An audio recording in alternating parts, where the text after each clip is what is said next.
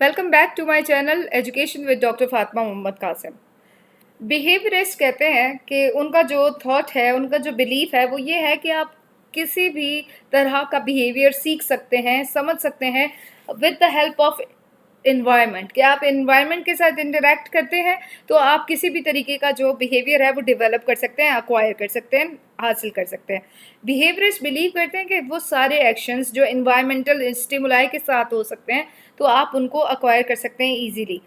In simple terms अगर हम देखें कि अगर जो इस स्कूल ऑफ थॉट के हैं, जो बिहेवियरल साइकोलॉजिस्ट हैं, वो ये कहते हैं कि सिस्टमैटिक, डिज़ायरेबल, ऑब्जर्वेबल मैनर में कोई भी, रिगार्डलेस इंटरनल मेंटल कोई भी स्टेट है आपकी, आप कोई भी बिहेवियर एक्वायर कर सकते हैं, सीख सकते हैं। जो बिहेवियर्स आप ऑब्जर्व कर सकते हैं, जैसे कि किसी की ज़हनी सलाहियत है, कॉग्निशन है, इमोशंस है, मूड है, उन सारी चीज़ों को आप ऑब्जर्व कर सकते हैं तो वो चीज़ें आप सीख सकते हैं विद अ सिस्टमैटिक मैनर में। स्ट्रिक्ट बिहेवियरिस्ट इस चीज़ पे भी बिलीव करते हैं कि इंसान की खुद की पर्सनैलिटी ट्रेट को कोई फोकस करने की ज़रूरत नहीं है, इंटरनल थॉट्स की भी कोई ज़रूरत नहीं है, जेनेटिक बैकग्राउंड की भी कोई इतनी हमें इम्पोर्टेंस नज़र नहीं आती उनके नज़र में। वो कहते हैं कि आप कोई भी ट्रेट किसी भी इंसान को सिखा सकते हैं, बस सिर्फ ये कि फ़िज़िकल कैपेबिलिटीज़ उसमें होनी चाहिए। अगर वो फिज़िकली फ़िट है तो he can do anything with the help of stimulus, जो कि आपका एक्सटर्नल हो सकता है, जो कि आपका जो आप इन्वायरमेंट के साथ कनेक्ट करते हुए ले सकते हैं।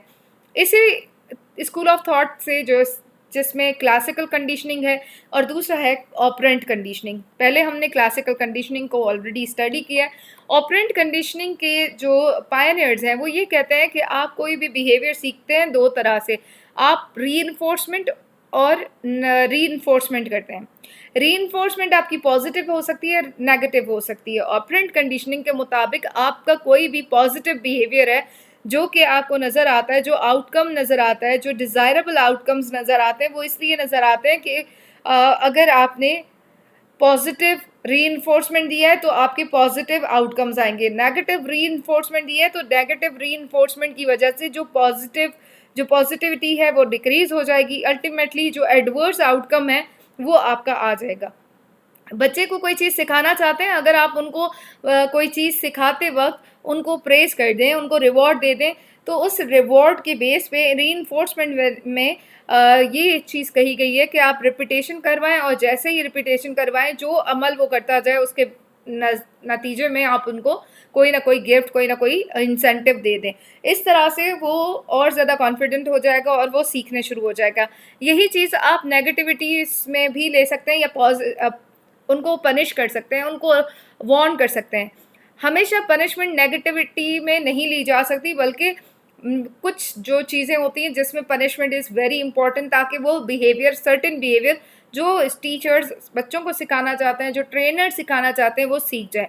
कॉन्सिक्वेंसेस इफेक्ट अगर देखें लर्निंग का तो बी.एफ. स्किनर और ऑपरेंट कंडीशनिंग के जो थियरिस्ट हैं इनको पायनियर भी कहा जाता है, क्योंकि इन्होंने ही रीइंफोर्समेंट और पनिशमेंट का कॉन्सेप्ट दिया है। उन्होंने उनके मुताबिक कोई भी बिहेवियर है वो रीइंफोर्समेंट के साथ या पनिशमेंट के साथ बच्चा अक्वायर करता है। या तो आप उसको प्रॉपर तरीके से रीइंफोर्समेंट दें, उनको प्रेज करें, उनको रिपीटेशन करें, ट्रायल एंड एरर करते जाएं और उसके साथ वो सीखते जाते हैं। इसमें टाइमिंग बहुत इंपॉर्टेंट रोल प्ले करते हैं। एक है कंटिन्यूस रीइंफोर्समेंट, एक पार्शियल रीइंफोर्समेंट। कंटिन्यूस रीइंफोर्समेंट ये है कि कोई अमल जब तक वो सीखता नहीं है आप बार बार सिखाते जाएंगे। बच्चे को आप सिखा रहे हैं, मैनर्स सिखा रहे हैं, बच्चे को लिखना सिखा रहे हैं, बच्चा जैसे जैसे वो अल्फ़ाबेट सीखता जाता है या कोई बड़ा है जिसको असाइनमेंट दी गई है, वो जैसे जो स्टेप्स करते जाएंगे उसके अगेंस्ट उसको अप्रेजिंग आप बिहेवियर शो करेंगे। या फिर आप उनको बिहेवियर के साथ या फिर कोई इंस्ट्रूमेंटल कोई एसोसिएशन कर देंगे कि आपने अच्छा काम किया, हम आपको ये फला फला चीज़ जो है वो गिफ्ट के तौर पे दे सकते हैं, कोई भी रिवॉर्ड उनको दे सकते हैं। इस तरह से कंटिन्यूस रीइंफोर्समेंट उनकी हो रही है, बार बार वो अमल आप सिखाते जा रहे हैं जब तक वो अमल सीख नहीं जाता, वो हुनर सीख नहीं जाता, वो स्किल सीख नहीं जाता, या कोई भी चीज़ है जो उसकी कंप्लीशन तक नहीं होती। जब वंस वो कंप्लीट कर देता है, अब आपने देखा कि बच्चा इतना कैपेबल हो चुका है या कोई ट्रेनिंग आपका जो है वो कैपेबल हो चुका है कि वो टास्क इजीली कर सकता है, तो अब आपकी पार्शियल रीइंफोर्समेंट हो जाती है। पार्शियल रीइंफोर्समेंट में यह है कि आप बच्चे को जिस प्रोसेस के तहत जिसमें आप रिवॉर्ड दे रहे थे, उसको हर एक सेट ऑफ जो स्टेप था उसमें रिवॉर्ड मिल रहा था, अब आप उसको रेस्पॉन्सेस के टाइम पे दे सकते हैं। फॉर एग्जांपल, अब आप जैसे वो बच्चा सीख गया है, अब आप काफ़ी टाइम के बाद उनको दोबारा से वो काम करा रहे हैं और फिर दोबारा उस चीज़ पे उनको रिवॉर्ड देंगे, और अनप्रिडिक्टेबल जो शेड्यूल है वो रखते जाएंगे कि हम आपका कभी भी टेस्ट लेंगे और आपको उसके लिए रेडी रहना है। ये आपका 1 मंथ के बाद भी हो सकता है, 1 हफ्ते के बाद भी हो सकता है, तो आप इसमें अनप्रिडिक्टेबल वे में आप उनको सरप्राइज के तौर पे उनसे वो टेस्ट ले सकते हैं और उस चीज़ को आइडेंटिफाई कर सकते हैं, तब आप उनको रिवॉर्ड दे सकते हैं। इस स्टडी के मुताबिक इसके जो बिहेवियरिज्म के ऑपरेंट कंडीशनिंग के जो यूजेस हैं वो एजुकेशन में है, रिसर्च में है और मेंटल हेल्थ में है। अगर हम इसको इम्पैक्ट देखें बिहेवियरिज्म का, तो सेवरल थिंकर्स अलग अलग तरीके से सोचते हैं, समझते हैं।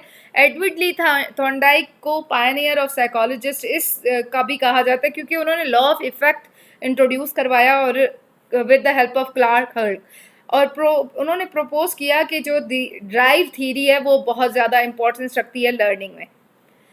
There are number of therapeutic techniques जिसके ज़रिए से आप बिहेवियर को चेक कर सकते हैं, बिहेवियरल साइकोलॉजी को अंडरस्टैंड कर सकते हैं, क्योंकि जो बिहेवियरल साइकोलॉजी है वो बहुत, उसका बैकग्राउंड 1950s में मिलता है, लेकिन वो प्रिंसिपल आज भी हमारी टीचिंग लर्निंग प्रोसेस में, एजुकेशन सिस्टम में बहुत ज़्यादा इंपॉर्टेंस रखता है। इवन आज भी अगर आप बिहेवियर एनालिसिस करते हैं, उसके बेस पे आप टेक्निक्स बनाते हैं, बताते हैं, देखते हैं कि बच्चे में किस चीज़ की डेफिशिएंसी है, कौन सी थेरेपेटिक टेक्निक यूज़ करनी चाहिए, क्या बच्चे को ऑटिज़म है, डिसलेक्सिया है, डिसकैलकुलेशिया है, कैलकुलेट नहीं कर पा रहा, कोई भी डिसऑर्डर्स हैं, उन स्किल्स को एक्वायर करने के लिए बिहेवियर एनालिसिस करना बहुत ज़्यादा ज़रूरी है। और इसको आप टास्क को ब्रेक डाउन कर सकते हैं स्मॉलर टास्क में, स्मॉलर पार्ट्स में करते हैं, और फिर उसके मुताबिक टीचिंग स्ट्रेटजीज़ और सब्सिक्वेंट जितने भी टीचिंग स्टेप्स हैं वो आप ले सकते हैं।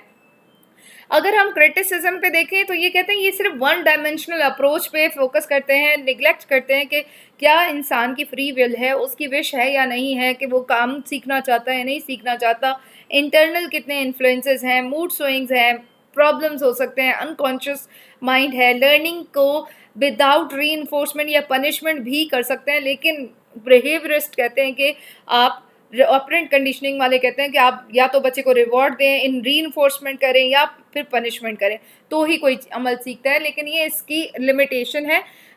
बल्कि इनके अलावा हम बायोलॉजिकल अगर साइकोलॉजी को देखें तो वो ज़्यादा फोकस उनका ब्रेन और जेनेटिक्स में है कि आपकी जीन्स में अगर इंटेलिजेंस है तो अल्टीमेटली आपके भी जो जेनेटिक्स की वजह से आप भी या वो बच्चा भी इंटेलिजेंट या टैलेंटेड हो सकता है। तो ब्रेन भी बहुत ज़्यादा इंपॉर्टेंस रखता है। जितना ज़्यादा आप ब्रेन को पॉजिटिविटी की तरफ, पॉजिटिव चीज़ों की तरफ राग़िब करेंगे तो डेफिनेटली उसके रिजल्ट्स अच्छे आएंगे। कंक्लूजन अगर देखें तो ऑपरेंट कंडीशनिंग वाले फोकस करते हैं कि रीइंफोर्समेंट और पनिशमेंट को एसोसिएट करते हैं बिहेवियर के साथ, और इनका ये एक मानना है कि जितना अगर आउटकम, डिज़ायर्ड आउटकम अगर इंक्रीज़ होता है तो उसके रीअकरेंसेस के दोबारा होने के चांसेस भी ज़्यादा हैं। अगर एडवर्स आउटकम है तो वो उसके रीअकरेंसेस के भी चांसेस कम हैं। बिहेवियरिज्म वन डायमेंशनल अप्रोच पे फोकस करते हैं, एजुकेशन, रिसर्च, मेंटल हेल्थ पे, और उनका इन्फ्लुएंस ये भी होता है कि इसके साथ साथ जब आप बिहेवियरिज्म को स्टडी करते हैं, ऑपरेंट बिहेवियर कंडीशनिंग करते हैं, तो आप देखते हैं कि आपके बच्चे किस तरह के हैं, आप उनके मुताबिक उनको लेसन प्लान डिज़ाइन करते हैं। लेसन प्लानिंग करते वक्त, लेसन डिज़ाइन करते वक्त उन सारे बच्चों को जहन में रखते हैं कि कौन कौन से बच्चे हैं जिनको मुझे रिवॉर्ड देने की ज़रूरत है, किन बच्चों को पनिशमेंट करने की ज़रूरत है। डेटा कलेक्शन के टाइम पे भी आप देख सकते हैं कि आपकी ऑडियंस किस तरह की है, पॉपुलेशन कैसी है, उसमें से मुझे सैम्पल कितने लोग दे सकते हैं और किस तरह के लोग मुझे सैम्पल में मेरी स्टडी में पार्टिसिपेट कर सकते हैं।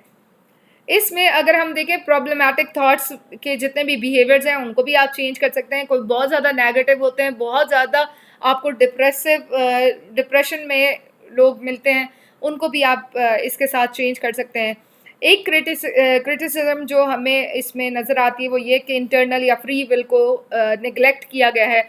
लेकिन क्रिटिसिज्म को हटाते हुए अगर हम देखें तो बिहेवियरिज्म बहुत ज़्यादा इम्पैक्ट क्रिएट करता है ह्यूमन साइकोलॉजी में, अंडरस्टैंड करने के लिए कि लोग क्या सोचते हैं, उनकी साइकोलॉजी क्या है, ताकि उसके मुताबिक उनको टीचिंग लर्निंग प्रोसेस स्टार्ट किया जा सके, उनको कोई स्किल सिखाई जा सके, या कोई भी हुनर सिखाने के लिए उसकी साइकोलॉजी को अंडरस्टैंड करना बहुत ज़्यादा ज़रूरी है।